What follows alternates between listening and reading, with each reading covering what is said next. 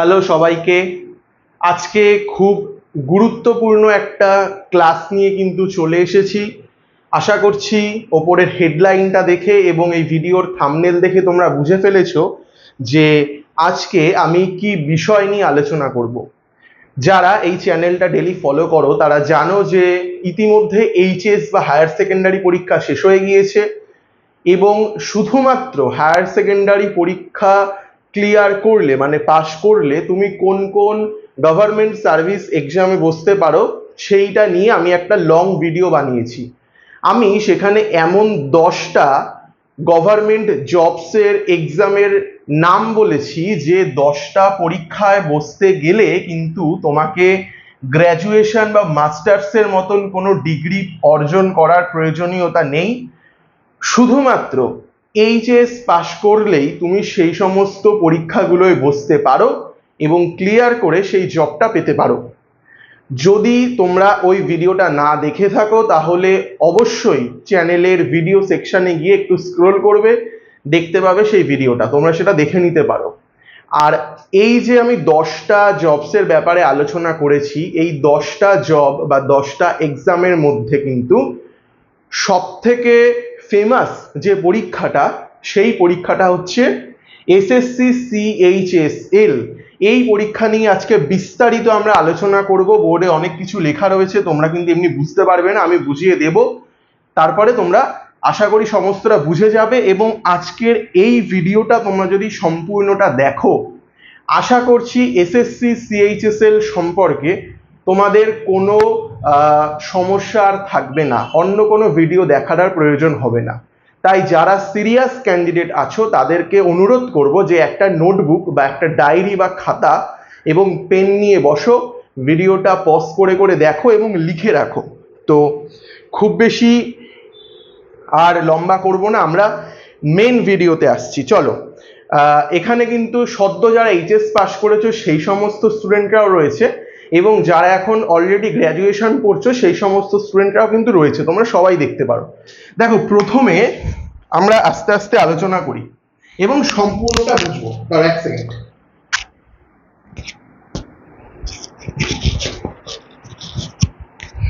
চলো, এই যে পরীক্ষাটা,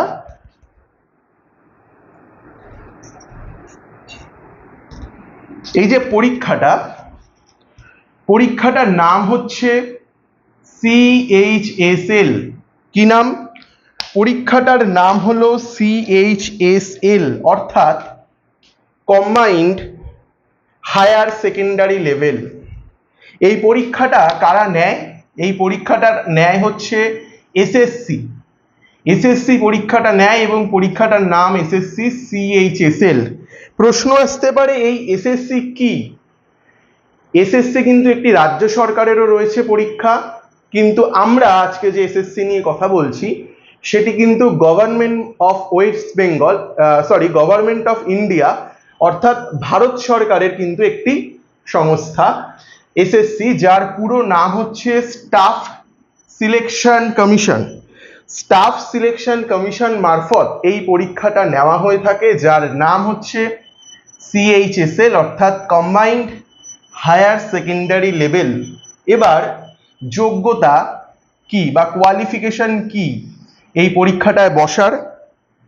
যোগ্যতা হচ্ছে তোমাকে এইচএস পাস করতে হবে, অর্থাৎ হায়ার সেকেন্ডারি পাস করতে হবে যে কোনো বোর্ড থেকে। ওয়েস্ট বেঙ্গল বোর্ড হতে পারে, সিবিএসসি বোর্ড হতে পারে, আইসিএসসি বোর্ড হতে পারে, যা খুশি বোর্ড হতে পারে, এইচএস অথবা সমগোত্রীয় কোনো পরীক্ষায় তোমাকে পাস করতে হবে, তাহলেই তুমি এই পরীক্ষায় বসতে পারবে। এবার প্রশ্ন আসছে যে এইচএসে কত পার্সেন্ট নাম্বার তুলতে হবে? কোনো বাধ্যবাধকতা নেই, আবারও বলছি, শুধুমাত্র পাস করতে হবে। তোমরা যদি শুধুমাত্র পাস করো তাহলেই এই পরীক্ষাটায় বসতে পারবে।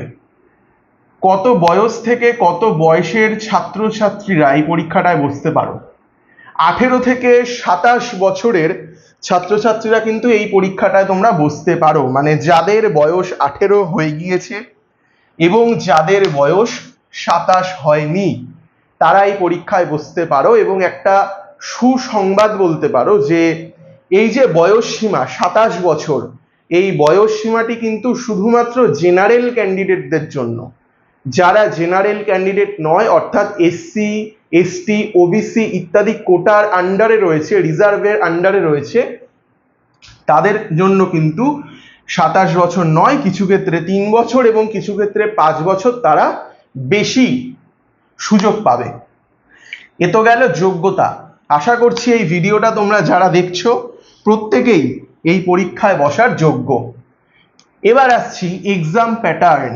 এক্সাম প্যাটার্ন কিরকম, মানে পরীক্ষাটা ঠিক কিরকম ভাবে হবে। চলো, প্রথম একটা পরীক্ষা হবে তোমাদের। প্রথম পরীক্ষাটার নাম হলো টিয়ার 1। টিয়ার 1 পরীক্ষাটা শুধুমাত্র কোয়ালিফাইং হবে। কোয়ালিফাইং কথার অর্থ কি? কোয়ালিফাইং কথার অর্থ এখানে তোমাদের শুধু পাস করতে হবে। মানে ধরো 200 নম্বরে একটা পরীক্ষা হচ্ছে, ধরো কথার কথা 200 নম্বরে একটা পরীক্ষা হচ্ছে, তুমি পরীক্ষায় পেয়েছো 160, আর ধরো কাট অফ নাম্বার ছিল 155, সেক্ষেত্রে তুমি কিন্তু কাট অফটা ক্লিয়ার করে দিয়েছো, অর্থাৎ তুমি টিয়ার 2-তে যাওয়ার যোগ্য। কিন্তু এই যে তুমি 160 পেয়েছো, এই নাম্বারটা কিন্তু কোথাও যোগ হবে না। অর্থাৎ তুমি কি পদ পাবে, তুমি কি পোস্ট পাবে, তাতে কিন্তু তোমার টিয়ার 1-এর নাম্বার যোগ হবে না, শুধুমাত্র নাম্বারটা কোয়ালিফাইং করার জন্য, অর্থাৎ পাস করার জন্য। বোঝাতে পারলাম? যদি তোমরা টিয়ার 1 পাস করে যাও, কোয়ালিফাইং যদি পাস করে যাও, সেক্ষেত্রে তোমাদের বসতে হবে টিয়ার 2 পরীক্ষায়, যেটা দিয়ে তোমাদের মেরিট তৈরি হবে। কি বললাম? যদি তোমরা টিয়ার 1 পরীক্ষাটায় পাস করে যাও, সেক্ষেত্রে তোমাদের টিয়ার 2 একটা পরীক্ষা হয়, সেটায় তোমাদের বসতে হবে এবং সেই পরীক্ষায় তোমাদের মেরিট তৈরি হবে। অর্থাৎ তোমরা কত নম্বর পাবে সেই অনুযায়ী তোমাদের র্যাঙ্ক আসবে এবং তোমাদের কিন্তু নিয়োগ সেই অনুযায়ী হবে। সুতরাং টিয়ার 1 কোয়ালিফাইং, টিয়ার 2 মেরিট। এবার তোমরা যদি টিয়ার 2 পাস করে যাও, সেক্ষেত্রে টিয়ার 3 একটা পরীক্ষা হবে, যেটা মূলত স্কিল টেস্ট, অর্থাৎ তোমাদের কিছু স্কিলের ব্যাপারে কিছু ওরা পরীক্ষা নেবে, যেটা বিশেষত কম্পিউটার টাইপিং টেস্ট ইত্যাদি। এবং এখানে হচ্ছে কোয়ালিফাইং, অর্থাৎ শুধুমাত্র তোমাদের পাস করতে হবে, কোনো নাম্বারের কোনো যোগ হওয়ার ব্যাপার নেই। বোঝাতে পারলাম? তার মানে গুরুত্বপূর্ণ হচ্ছে তোমাদের শুধুমাত্র টিয়ার 2, এটা উপর ভিত্তি করেই তোমাদের মেরিট তৈরি হবে। তার মানে এই নয় যে তোমরা টিয়ার 1 পাস করবে না, কারণ টিয়ার 1 যদি না পাস করো তাহলে টিয়ার 2-তে তোমরা বসতেই পারবে না। এবং সমভাবেই টিয়ার 3 বা স্কিল টেস্টটাও কিন্তু গুরুত্বপূর্ণ। যাই হোক, এবার আসছে পোস্ট কি কি থাকে। দেখো, অনেকগুলো পোস্ট রয়েছে, আমি এখানে সমস্তটা লিখিনি। আমি এখানে বিশেষ 2টো পোস্টের নাম লিখেছি, একটি বিশেষ কারণে আমি তোমাদের বলে দিচ্ছি। অনেকগুলো পোস্ট রয়েছে, প্রচুর পোস্ট রয়েছে, তার মধ্যে 2টো পোস্টের নাম দেখো। প্রথম পোস্ট লোয়ার ডিভিশন ক্লার্ক এবং জুনিয়র সেক্রেটারিয়েট অ্যাসিস্ট্যান্ট। কি বললাম? লোয়ার ডিভিশন ক্লার্ক এবং জুনিয়র সেক্রেটারিয়েট অ্যাসিস্ট্যান্ট। এই যে একটি পদ, এই পদের স্যালারি কত? 19,900 থেকে শুরু করে 63,200 পর্যন্ত। এইটা হচ্ছে এই পদের স্যালারি। আরেকটা পদ দেখো আমি লিখেছি data entry operator. Data entry operator, এখানকার স্যালারি কিন্তু আরেকটু বেশি, কত? 25,500 থেকে 81,100 পর্যন্ত। এই হচ্ছে বিষয়।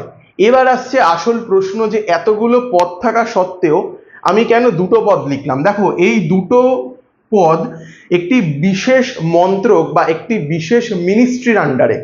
তো সেই মিনিস্ট্রির এই পরীক্ষাগুলো তুমি যদি দিতে চাও, মানে এই বিশেষ পদগুলোতে যদি যেতে চাও, সেক্ষেত্রে তোমাদের এইচএসে কিন্তু সায়েন্স এবং ম্যাথস থাকতেই হবে।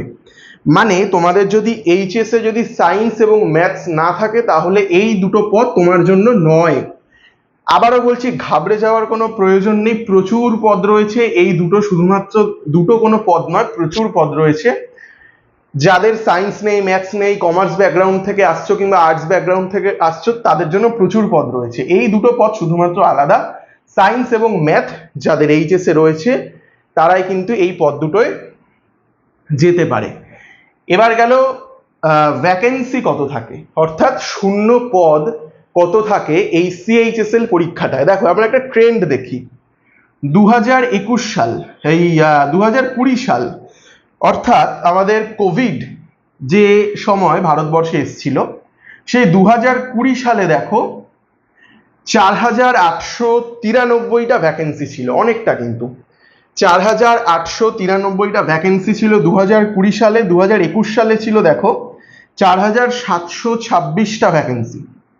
2022 সালে ছিল 3242টা ভ্যাকেন্সি।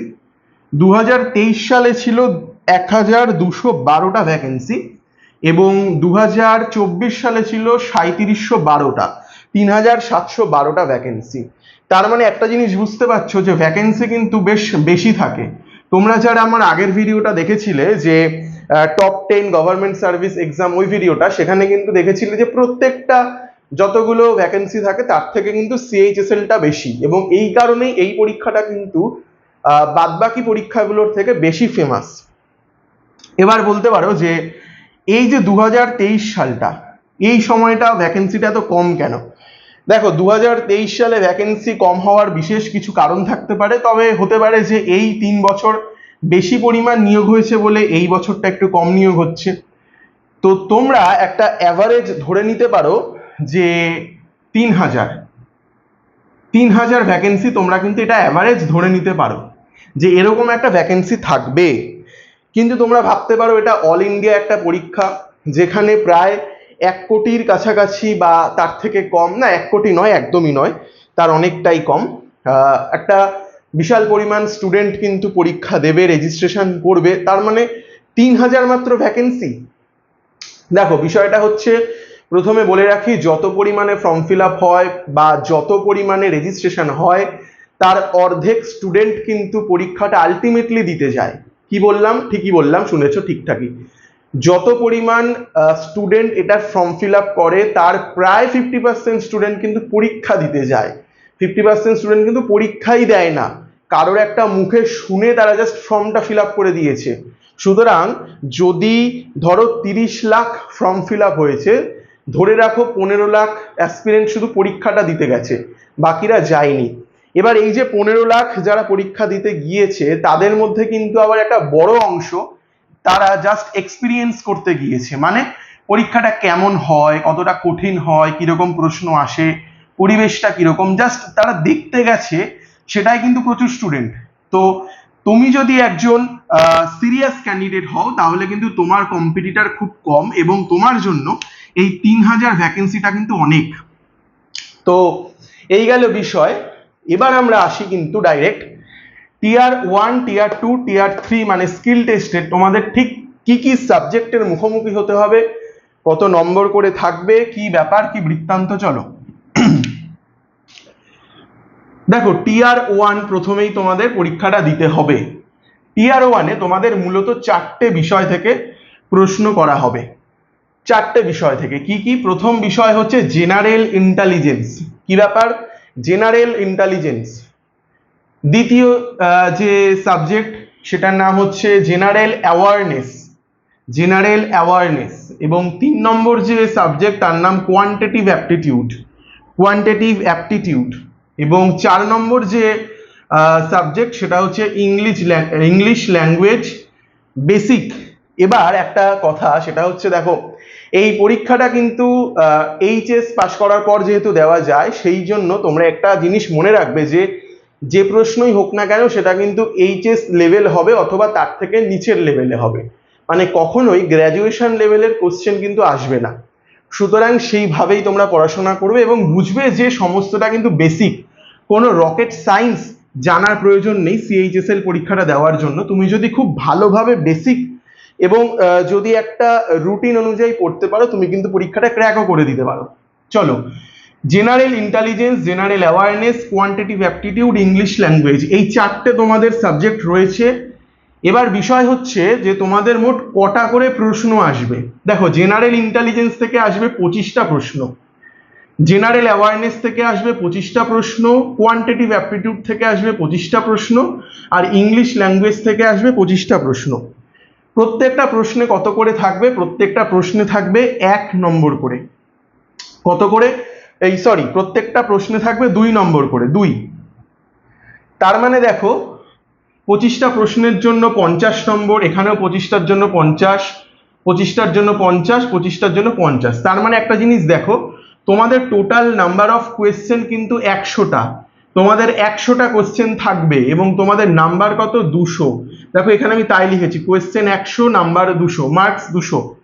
অর্থাৎ তোমরা যদি টিয়ার 1 পরীক্ষাটা দিতে যাও তাহলে তোমরা মোট 100টা প্রশ্নের মুখোমুখি হবে, যেখানে 200 নম্বর থাকবে, অর্থাৎ প্রত্যেকটা প্রশ্নের জন্য 2 নম্বর করে। কতক্ষণ সময় থাকবে? 1 ঘন্টা সময় থাকবে। 100টা প্রশ্নের উত্তর দেওয়ার জন্য 1 ঘন্টা সময় থাকবে, অর্থাৎ 60 মিনিট। অর্থাৎ ভাবো 60 মিনিটে তোমাকে কিন্তু 100টা প্রশ্নের উত্তর দিতে হবে। অর্থাৎ এই পরীক্ষাটা দিতে গেলে কিন্তু প্রচন্ড মেধার সাথে সাথে প্রচন্ড ফাস্ট হতে হবে। তুমি যদি ফাস্ট রিয়াক্ট করতে পারো সেক্ষেত্রে কিন্তু এই পরীক্ষাটা তুমি ক্র্যাক করতে পারবে। 100টা প্রশ্ন 60 মিনিটে করতে হবে। আর পিডাব্লিউডি অর্থাৎ যারা বিশেষভাবে সক্ষম সেই সমস্ত ক্যান্ডিডেটদের জন্য 80 মিনিট, অর্থাৎ তোমার 60 মিনিট, তাদের 80 মিনিট। এবার আসছে যে প্রত্যেকটা সঠিক প্রশ্নের উত্তরের জন্য তুমি তো 2 নম্বর করে পাবে, আর প্রত্যেকটা ভুল উত্তরের জন্য তোমার কত করে কাটা যাবে? প্রত্যেকটা ভুল উত্তরের জন্য তোমার কিন্তু নেগেটিভ মার্কিং, দেখো আমি NM লিখেছি, নেগেটিভ মার্কিং হচ্ছে 0.5। অর্থাৎ তোমরা যারা সদ্য এইচএস পাশ করেছো তারা কিন্তু এই বিষয়টার সাথে একেবারে নতুন। আমরা স্কুলে কি করি? আমরা স্কুলে যখন MCQ কোয়েশ্চেন থাকে সেক্ষেত্রে কিন্তু আমরা যে প্রশ্নগুলো পারি সেই প্রশ্নগুলোর অ্যান্সার দিই, এবং যেই প্রশ্নগুলোর অ্যান্সার আমরা পারি না সেই প্রশ্নগুলোর অ্যান্সার কিন্তু আমরা আন্দাজে দিয়ে দিই, যদি লেগে যায় তো খুবই ভালো। কিন্তু কম্পিটিটিভ এক্সামের ক্ষেত্রে কিন্তু তোমাদের নেগেটিভ মার্কিংস রয়েছে, সুতরাং আন্দাজে ঢিল মারা কিন্তু একেবারেই যাবে না, এবং আন্দাজে ঢিল মেরে কিন্তু পরীক্ষা ক্র্যাক হবে না। কারণ 0.5 নেগেটিভ মার্কিং, অর্থাৎ তুমি যদি সমস্ত কিছু যদি আন্দাজে লিখে দিয়ে আসো, সেখানে যদি কিছু ঠিকও হয় সেই নাম্বারটাই আবার নেগেটিভ মার্কিং এর জন্য কিন্তু কমে যাবে। সুতরাং সঠিকভাবে পড়াশোনা করে এবং সঠিকভাবে প্রস্তুতি নিয়েই কিন্তু পরীক্ষাটায় যেতে হবে। এবার তুমি ধরো টিয়ার 1-এ পাশ করে গেলে, টিয়ার 1-এ তুমি যদি পাশ করে যাও সেক্ষেত্রে তোমার এবার পরীক্ষা টিয়ার 2 সেকেন্ড ধাপ, যেটা প্রচন্ড গুরুত্বপূর্ণ একটা পরীক্ষা, এবং এখানেই তোমার মেরিট ঠিক হবে। এই পরীক্ষাটা কিন্তু একটি বিশেষভাবে হবে। কিরকম? এটাও কিন্তু কম্পিউটারেই তোমাদের পরীক্ষা দিতে হবে। তো প্রথমেই বলে রাখি, দেখো 2 ঘন্টা 15 মিনিট সময়, এই যে পরীক্ষাটা টিয়ার 2, এই পরীক্ষাটা দেওয়ার জন্য তোমরা 2 ঘন্টা 15 মিনিট কিন্তু সময় পাবে। আর নেগেটিভ মার্কিং কত? নেগেটিভ মার্কিং এখানে ছিল 0.5, এখানে হচ্ছে 1, মানে আরো বেশি নেগেটিভ মার্কিং। তোমরা যদি একটা ভুল করো তাহলে তোমাদের 1 নম্বর কিন্তু কমে যাবে। তাহলে বুঝতে পারলে যে আন্দাজে কিছু করা যাবে না। দেখো এখানে কি কি রয়েছে। এখানে হচ্ছে প্রথমে রয়েছে ম্যাথস এবং রিজনিং, অর্থাৎ তোমরা পরীক্ষা দেওয়ার শুরুতে তোমাদের কম্পিউটারে যে উইন্ডোটা খুলবে সেই উইন্ডোটা কিন্তু ম্যাথ এবং রিজনিং এর প্রশ্নই শুধুমাত্র থাকবে। সেখানে অন্য কোনো প্রশ্ন তুমি কিন্তু পাবে না, সেখানে শুধুমাত্র ম্যাথস এবং রিজনিং এর প্রশ্ন থাকবে। ম্যাথসের কটা প্রশ্ন থাকবে? 30টা প্রশ্ন থাকবে। ম্যাথ থেকে 30টা প্রশ্ন থাকবে, রিজনিং থেকে থাকবে 30টা প্রশ্ন। আগে তোমরা দেখেছিলে 2 নম্বর করে ছিল এক একটা প্রশ্নে, আর টিয়ার 2-তে কিন্তু দেখো 3 নম্বর করে রয়েছে প্রত্যেকটা প্রশ্নে, এবং টোটাল কত হচ্ছে 180। এই 180 নম্বরের পরীক্ষা দেওয়ার জন্য তুমি পাবে কিন্তু 1 ঘন্টা সময়, অর্থাৎ 30 30 60, 60টা প্রশ্ন তোমরা কিন্তু 60 মিনিটে তোমরা করার সুযোগ পাবে। এবার এই যখন ম্যাথ তোমরা করবে, ধরো ম্যাথ তোমাদের সেরকম কিছু ধরো তোমরা পারোনি সাপোজ, তো 1 ঘন্টার অনেক আগেই তোমাদের পরীক্ষা দেওয়া হয়ে গিয়েছে, তাহলে কি তোমরা এই ধাপে যেতে পারবে জেনারেল অ্যাওয়ারনেস কিংবা ইংলিশে? না, সেই 1 ঘন্টা তোমাদের কিন্তু ম্যাথ এবং রিজনিং পেজটাই খোলা থাকবে। যেই মুহূর্তে 1 ঘন্টা পূর্ণ হবে সেই মুহূর্তে কিন্তু অটোমেটিক্যালি পেজটা চেঞ্জ হয়ে যাবে, এবং ইংলিশ এবং জেনারেল অ্যাওয়ারনেসের কিন্তু কোশ্চেন তোমরা দেখতে পাবে। ইংলিশ থেকে কটা প্রশ্ন থাকবে? ইংলিশ থেকে থাকবে 40টা প্রশ্ন, মানে ভাবো ইংলিশটা কিন্তু খুব গুরুত্বপূর্ণ। আর জেনারেল অ্যাওয়ারনেস থেকে কটা প্রশ্ন থাকবে? জেনারেল অ্যাওয়ারনেস থেকে কিন্তু থাকবে মাত্র 20টা প্রশ্ন, মাত্র বলাটা ভুল, 20টা প্রশ্ন। প্রত্যেকটা প্রশ্নের দেখো 3 নম্বর করে মার্কস, অর্থাৎ এখানেও 180, এবং এই 180 নম্বরের জন্য তোমরা পাবে আবারও 1 ঘন্টা।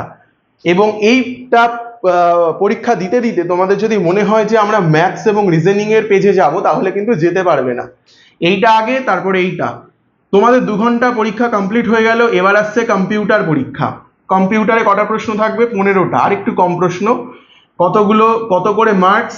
3 নম্বর করে মার্কস, অর্থাৎ 45 নম্বরের পরীক্ষা। এই 45 নম্বরের পরীক্ষার জন্য তোমরা কিন্তু সময় পাবে 15 মিনিট, অর্থাৎ 2 ঘন্টা 15 মিনিট একই দিনে পরীক্ষাটা হবে, কিন্তু এইভাবে ভাগ ভাগ করে সেকশন ওয়াইজ হবে। তার মানে বোঝাতে পারলাম 3 নম্বর করে প্রত্যেকটা প্রশ্নের মার্কস এবং 1 করে কিন্তু নেগেটিভ মার্কিং।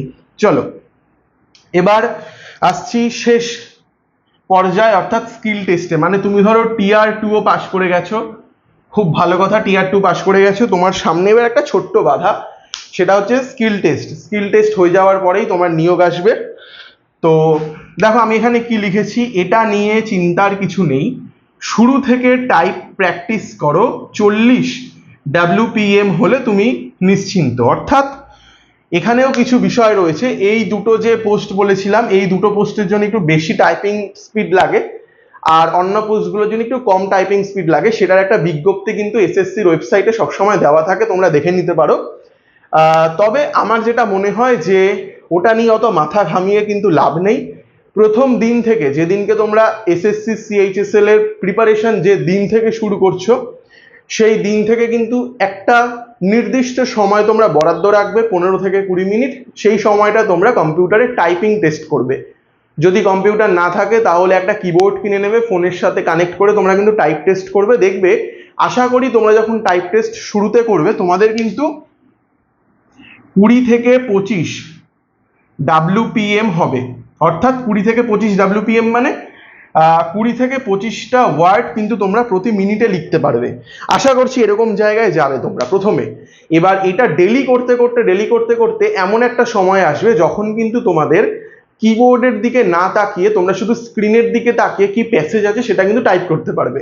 এবং এটা বাড়তে বাড়তে যখন 40 WPM এ যাবে, অর্থাৎ 40টা ওয়ার্ড পার মিনিটে তুমি লিখতে পারবে। আচ্ছা, সঠিকভাবে কিন্তু লিখতে হবে। তুমি যদি ভুল করো, অ্যাকিউরেসি যদি কমে যায়, তাহলে কিন্তু হবে না। 100% অ্যাকিউরেসির সাথে যদি 40 WPM এ লিখতে পারো, তাহলে তুমি নিশ্চিন্ত, তুমি পরীক্ষায় পারবে। কারণ পরীক্ষায় এতটাও লিখতে হয় না, তার থেকে কম লিখতে হয়। তো এই ছিল আজকের বিষয়। তো আশা করছি যে এই সম্পূর্ণ ভিডিওটা দেখার পর আর কিন্তু কোনো ডাউট থাকার কথা নয় এসএসসি সিএইচএসএল নিয়ে। যারা এই ভিডিওটা সম্পূর্ণ দেখলে, তাদের কাছে দুটো অনুরোধ। প্রথম হচ্ছে চ্যানেলটা সাবস্ক্রাইব করে দিতে পারো, আর দ্বিতীয়ত হচ্ছে তোমার বন্ধুর মধ্যেও এই ভিডিওটা কিন্তু শেয়ার করে দিতে পারো, যাতে তারও উপকার হয়। এই গেল ব্যাপার। আর বিষয় হচ্ছে যে আমি এখানে কিন্তু সবই আলোচনা করলাম, একটা জিনিস বাদ দিয়ে। কি বলতো? সেই জিনিসটা হচ্ছে যে এই যে বিষয়গুলো, general intelligence, general awareness, English, math, reasoning, এগুলো তো থাকবে, কিন্তু এগুলোর সিলেবাস কি? মানে ম্যাথসে তুমি ঠিক কোন কোন চ্যাপ্টার পড়বে, ইংলিশে তুমি ঠিক কোন কোন চ্যাপ্টার পড়বে, সেগুলো কিন্তু আমি লিখিনি বা দিয়েছি আর কি। তো তোমরা যদি চাও যে আমি তোমাদেরকে পুরো সিলেবাসটা ধরে ধরে আলোচনা করব, যে ঠিক এই বিষয় এইগুলো পড়তে হবে, এই বিষয় এইগুলো পড়তে হবে, তাহলেই হবে। তো তোমরা কমেন্ট করে জানাও যে তোমরা সিলেবাসটা কি জানতে চাও, তাহলে আমি খুব শীঘ্রই সিলেবাসের উপর একটা কিন্তু ভিডিও আনবো। তাও আজকে এ পর্যন্তই, চলো।